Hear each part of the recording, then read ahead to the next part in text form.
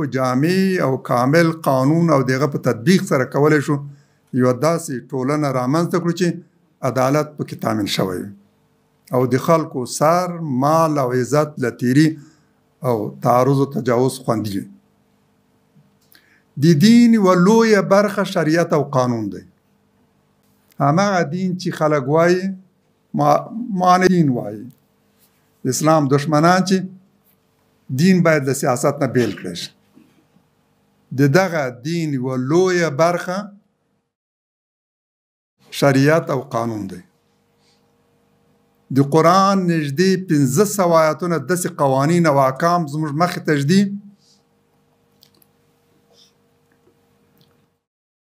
چې د انساني ژوند د بیلو اړخونو د تنظیم لپاره راغلی او د همدغو آیاتونو شرح او تفسیر د فقه په لسګونو ضخیمو کتابونو کې توضیح شوی. د قوانینو له پلوه هومره چې اسلام غني او مخکش دی هیڅ نظام دین او مسلک ورسره پرتله کېدلی نشي. تاسو د فقه ضخیم کتابونه وګورئ چې یوه وړه مسله هم نه ده پرېښې او بیا دا تاسو مقایسه کوئ د غرب له قوانینو سره. غرب که څه اخیستي دي له موږ نه اخیستي، له موږ نه یې تقلید کړی، د موږ پوروړي دي په قوانینو کې هم.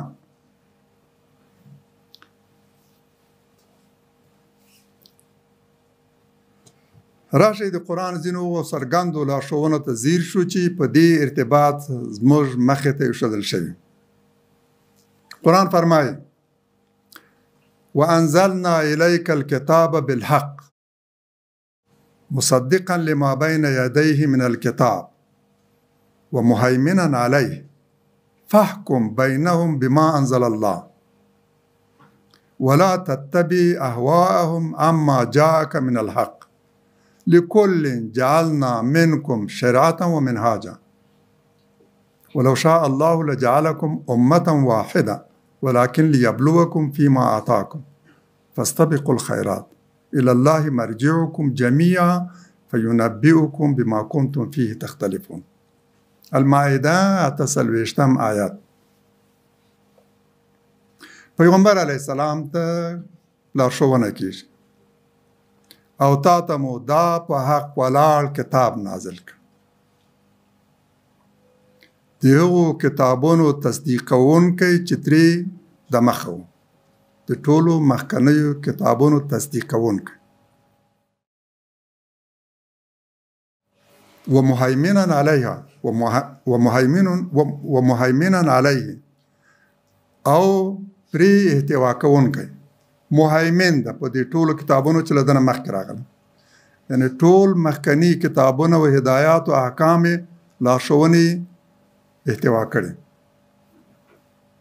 شامل دی په ټولو هدایاتو باندې چې په مخکنیو کتابونو کې راغله. نو د دوی ترمنځ په هغه څه حکم کوي چې الله تعالی نازل کړي. پیغمبر دنده دا ده چې په هغو احکامو باندې د خلکو ترمنځ حکم وکړي، قضاوت وکړي چې الله تعالی نازل کړي او تا ته د راغلي حق په معامله کې د دوی د هوا او هوس مطابقت مه کوه. کوم حق لارښوونې چې تا ته شوي دي په دې ارتباط د خلکو د هوا او هوس مطابقت مه کوه. په هېڅ څه کې باید د هغوی د هوا او هوس لپاره تنازل ونه کړي، سازش ونه کړي، معامله ونه کړي. ټینګ ودرېږه، هماغه څه به عملي کوي چې تا ته امر شوی دی. ستا حکم او قضاوت به د هماغه څه مطابق چې الله تعالی تا ته دغه لارښوونه کړل. داسې نه چې د دوی د هوا او هوس مطابقت وکړي، معامله وکړي، راکوز شي او تنازل وکړي. ستاسو هر یوه ته مو خاص شریعت او تګلاره ټاکلې، تاسو ته مسلمانانو هم او له تاسې مخکني امتونو ته هم الله تعالی شریعت ټاکلی او منهج دو شانو ته اشاره کوي. شریعت یعنی قانون او منهج یعنی تګلاره. دین شامل دی په دو برخو. شریعت قانون، ضوابط، دساتیر، احکام، حدود او منهاج یعنی اسلوب، طریقه او تګلاره. په دین کې دا دواړه دي، هم قانون دی او هم تګلاره او سیاست، هم هدایت دی او هم دین حق، هم هدایت دی او هم کتاب. اکثر ځایونو کې چې د کتاب یادونه شوی د مراد ترې احکام دي. نو په دین کې هم لارښوونې دي او هم احکام، هم شریعت دی او هم منهاج. او که الله تعالی غوښتلی نو تاسو ټول به یوه ډله ګرځولې وي. که الله تعالی دا اراده او یا غوښتلی چې دا ټول قومونه دي متحد دي، د دوی ترمنځ د هېڅ اختلاف نه وي، همداسې به دوی متحد کړي وو.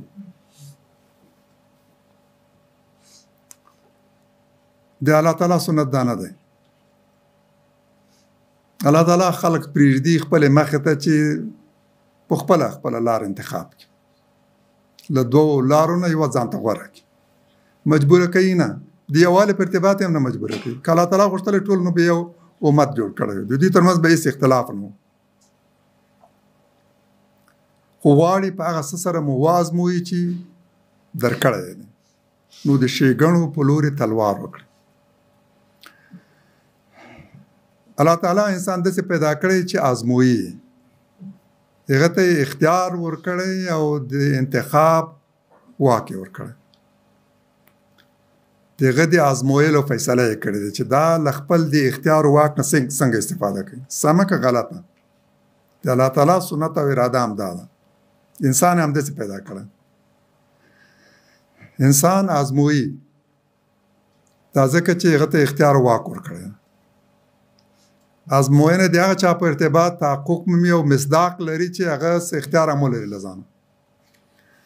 د دې جامداتو په ارتباط ازموینه نه ده مطرح. هغه محکوم دي، مجبور دي، په کوم څه چې ورته ټاکلي هماغه کولو باندې مکلف دي، هماغه کوي، له هغه نه عدول نشي کولی. مختار سړی کولی شي چې وازموي چې هغه ته د دوو دریو لارو بدیلونو د انتخاب اختیار ورکړی.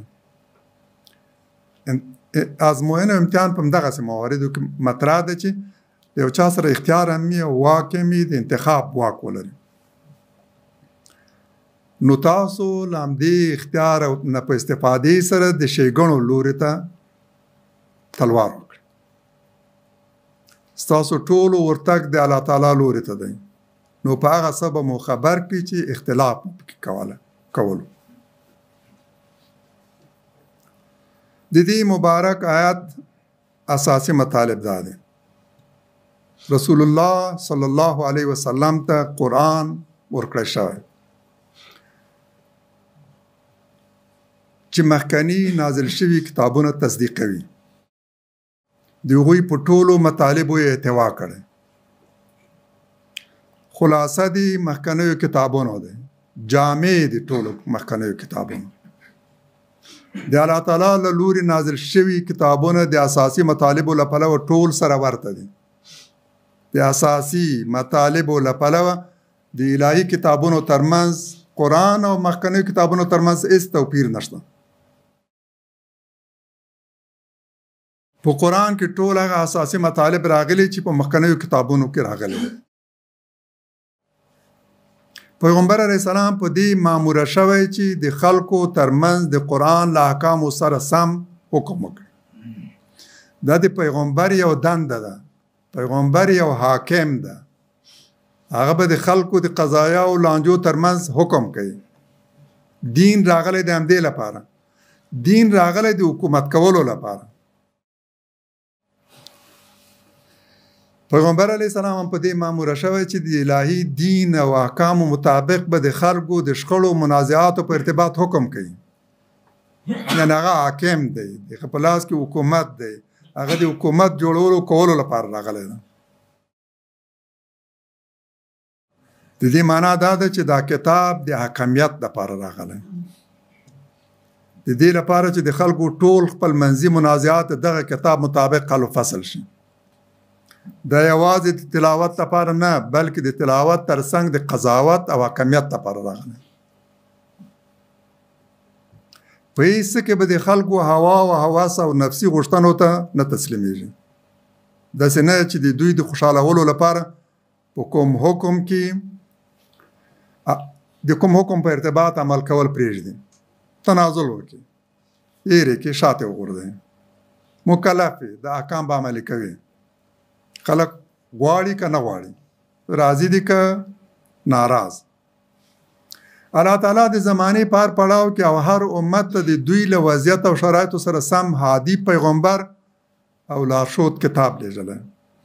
دا الهي لارښوونې دوه برخې لري: شریعت یعنی قوانین او ضوابط، او منهاج یعنی تګلاره او کړنلاره.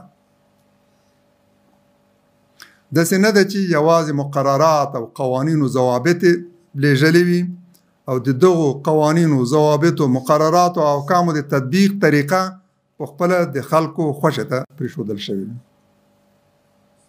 بلکې د قانون ترڅنګ دا هم ورته ویل شوي چې د ژوند دپاره به کومه تګلاره غوره کوي، د همدغه احکامو او قوانینو د تطبیق لپاره به کومه تګلاره غوره کوي، دا هم ورته ښودل شوي ده.